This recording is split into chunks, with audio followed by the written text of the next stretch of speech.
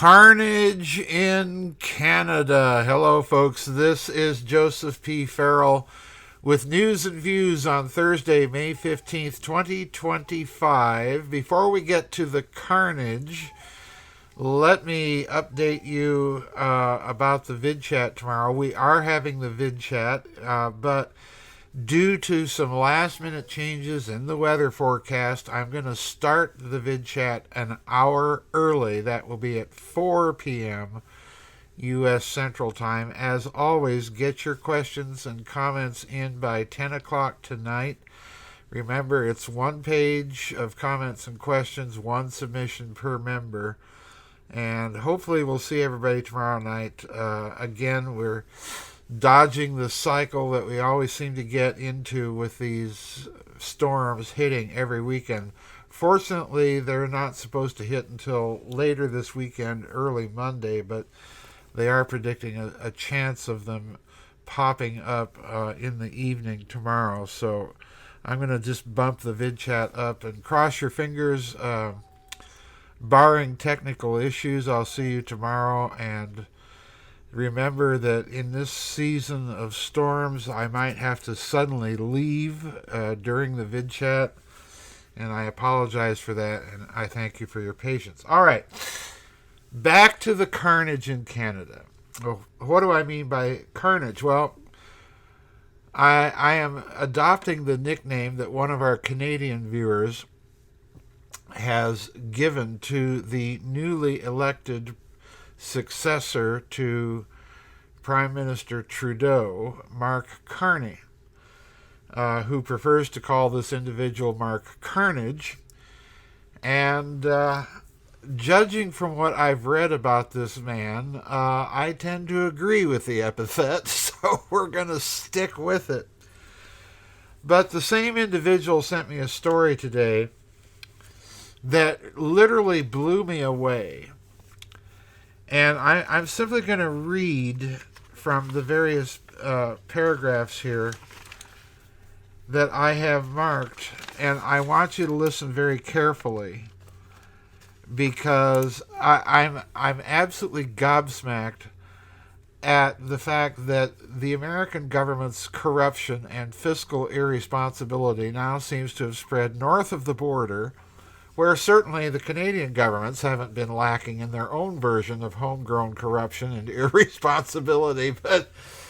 But this one, folks, this one is on the scale of Catherine Austin Fitz's observations about the FASB 56 regulations. Listen to this. And by the way, this is coming from an article on the CBC website. This is the Canadian Broadcasting Corporation itself talking.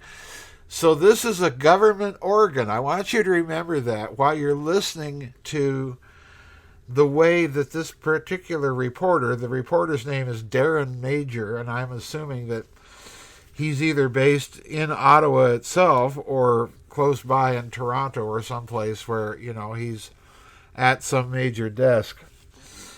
But listen to this. I'm just going to read the selected paragraphs here straight through. Let you draw your own conclusions. But before I get to that, this is what you get, Mr. Trump, when you run your mouth off about Canada being the 51st state. What happened? Well, I think, quite frankly, you knocked the momentum and rug out from underneath the conservative leader, Mr. Poilievre, and thus created a stampede of patriotism back to the Liberal Party and the election of Mr. Carnage.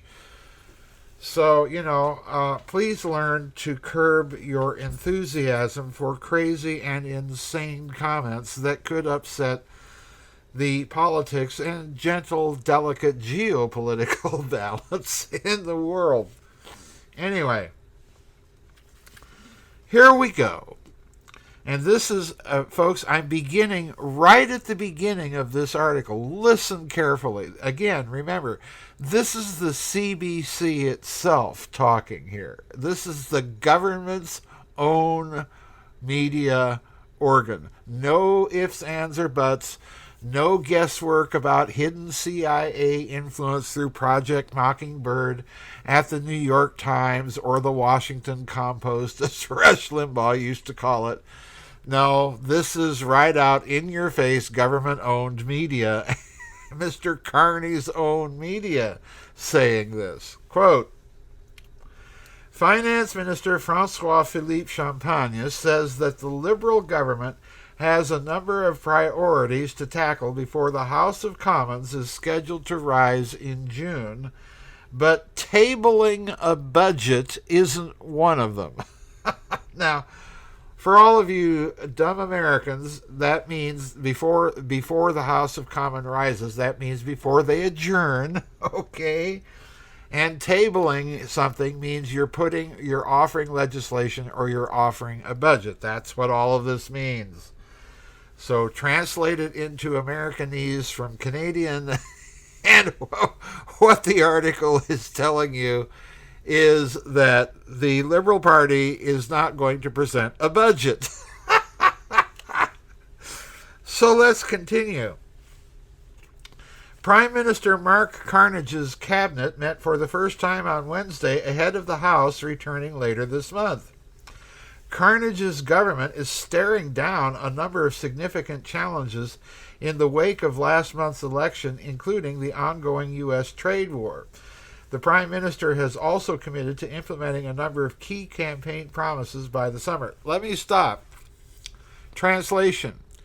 We don't want to present a budget, and we're going to use the excuse of Mr. Trump and the U.S. trade war not to do so. We're just going to spend money. Okay. This is truly unbelievable, folks. To continue. The new finance minister, François-Philippe Champagne, was asked by reporters in Ottawa Wednesday if a federal budget would be tabled before summer. Champagne said there will be an economic update in the fall. Okay, folks, no budget. So in other words, no oversight, but we're going to give you a few general principles by which we've been operating. Folks, this leaves me breathless. When I read the email from this website member up in Canada, I thought, no, you've got to be kidding. Can you give me a link? So he gives me a link to the CBC. And this article is just plain hilarious when you get right down to it. Anyway, to continue. Champagne later told CBC News Network's Power and Politics that the fall economic statement would be, quote, substantive, unquote, and that he didn't want to rush a projection on the federal finances. In other words, we're not talking, we're going to be telling you all about things after the fact.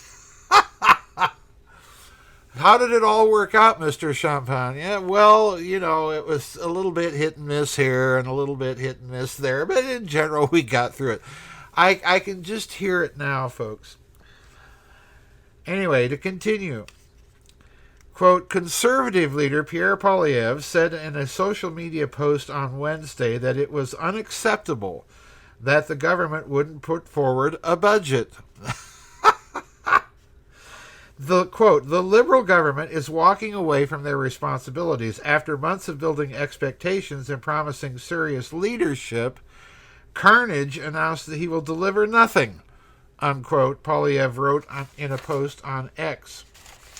Quote, and this again is Mr. Poilievre, Canadians were told that Mark Carnage, the supposed serious economist, in other words, yes, folks, this man's, the new Canadian Prime Minister's background is in finance and economics and banking, by the way, and he doesn't want to put forward a budget. What does this tell you? Well, one of the things it tells me is that there's a whole lot of fraud going on in the banking system. Number one. Quote, the federal budget, and this again is from the article, the federal budget, which provides an update on the health of the nation's coffers and outlines the government's spending priorities, is typically tabled in April. But because the federal election took place that month and because Parliament was prorogued prior to the launch of the election campaign in late March, no budget has been tabled this year. The timing of the election doesn't necessarily prevent the government from crafting a budget. Former Prime Minister Stephen Harper's government tabled one in June, despite that year's election taking place in early May. In other words, notice what you've got. You've got the government saying, well, we don't have time enough to table a budget.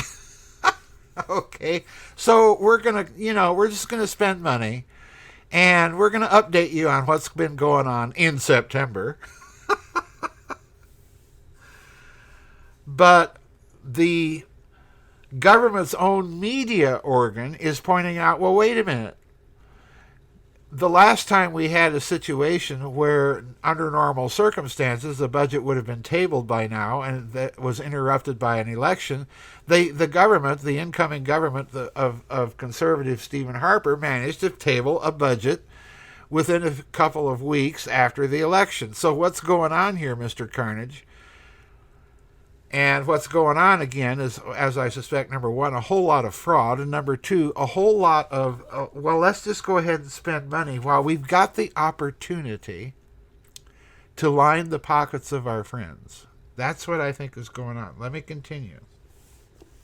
And this is the last thing that I will read from this article. Quote, the last time, listen to this, the last time the government didn't release a budget was in 2020, and again, that was the Trudeau government, at the outset of the COVID-19 planned scamdemic, unquote. And of course, planned scamdemic is my editorial gloss on the actual wording of the article. So in other words, they're using crises of opportunity to spend money without any oversight. And folks, let's be very blunt here. This is much worse than even the FASB 56 regulations in the United States, basically taking the federal budget dark. Because at least there you've got a regulation that tells you, well, we're just taking the budget dark. In Canada, all you need to do is simply not table a budget and use any old excuse like planned scamdemics, or elections that just coincidentally were called right about the time that you were going to have to table a budget. Isn't that interesting? So, folks, I now understand why many of my Canadian friends are referring to Mr. Carney as Mr. Carnage, because it looks to me like this is going to be a real souffle of corruption. So hang on, folks, and word to the wise, please, Mr. Trump. The next time a major trading partner and ally is having an election and there's a chance that some political opposition in that country that would be friendly or at least friendlier to this country have a chance to win, keep your trap shut, please. But anyway, I just hope you enjoyed that little excursion into modern government financing, folks. It's just unreal. It's just, imagine folks running a business that way or presenting that kind of answer to the board of a major corporation. Well, we don't have a budget. We're just sort of winging it. You'd pretty soon have a CEO and chief financial officer out of work if that were the case. And, that needs to be the case with Mr. Carnage. But unfortunately, our Canadian friends are stuck with him for a few years. So, hang in there, Canada. We're rooting for you. Anyway, that's it for today's news and views. Don't forget, get your questions and comments in by 10 o'clock tonight. And we are still having the vid chat tomorrow afternoon, early evening. But we are starting an hour early at 4 o'clock. So please remember that. And keep us in your thoughts and prayers, folks, that we have some gentle and refreshing weather rather than storms. Anyway, that's it for today's news and views. Bye-bye, everybody. God bless. We'll see you on the flip side.